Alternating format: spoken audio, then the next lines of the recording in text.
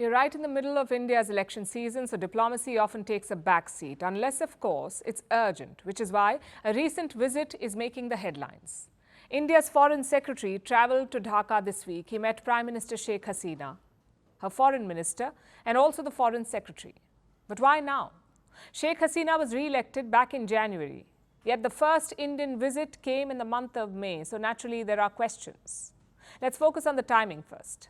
Recently, China has been making moves in Bangladesh, and three of those moves stand out. The first is a military drill.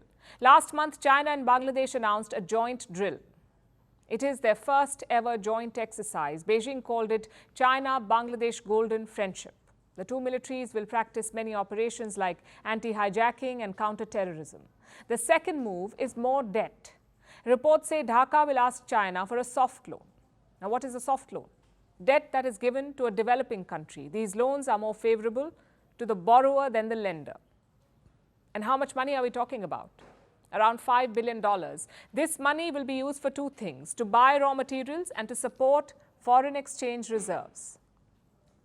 Apparently, Dhaka's foreign reserves are a bit low, so they're seeking China's help. And this trend will worry India. Bangladesh's debt to China has increased considerably. It was under $1 billion in 2016. It now stands at $6 billion. Today, China makes up 24% of Dhaka's foreign debt. And finally, the third move, probably the most important one, a Chinese design on the Teesta River. This river has been a flashpoint between India and Bangladesh. It is the fourth largest river in Bangladesh. It's also responsible for 14% of their crop output. Now, the Teesta flows through both countries, India and Bangladesh. Sheikh Hasina wants a larger share of its water. But so far, no deal has been reached. Enter China. Dhaka is planning a project to manage and restore the river. The plan is to dredge the riverbed, repair embankments, and store water in the dry season. It's a massive undertaking. The total cost could be around $1 billion, and China is keen to do it. They've already submitted a proposal to the Bangladesh government. Even India has expressed interest, but no proposal has been submitted. If China gets this deal, India will be worried. Teesta flows very close to the Siliguri corridor. It's a narrow link between Northeast India and the rest of the country. So Chinese presence there is worrying. Now put all of this together. What picture do you get? Clearly, China is trying to gain a foothold in Dhaka. Is that why the Foreign Secretary rushed to Bangladesh? It's hard to say. Sheikh Hasina has benefited from India's neighbourhood first policy. She's also fought against anti-India elements in her country, so China will find it hard to sway her. But the Teesta issue demands attention. You can't keep delaying it. Dhaka's official statement clearly mentions this issue. It says their foreign minister discussed Teesta with the Indian diplomat. But the Indian statement does not. Now, we don't know what's at play here. Maybe Dhaka is using China to pressure India. Maybe it's actually looking for Chinese partners.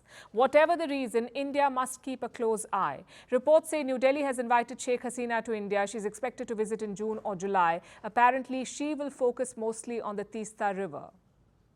I guess a leaders' meeting makes sense. It's the best way to avoid misunderstandings. Firstpost reports from the world's second largest continent. Hello, I'm Alison Lagrange. A very warm welcome from Durban, South Africa. We get you the news and the newsmakers from Africa. South Africa goes to the polls on the 29th of May. I will track the election and bring you ground reports.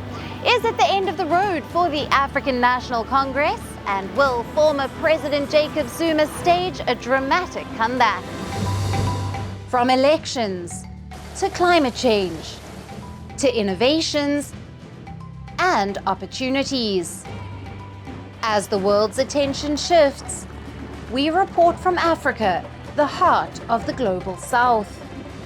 Join me every weekday live on Firstpost.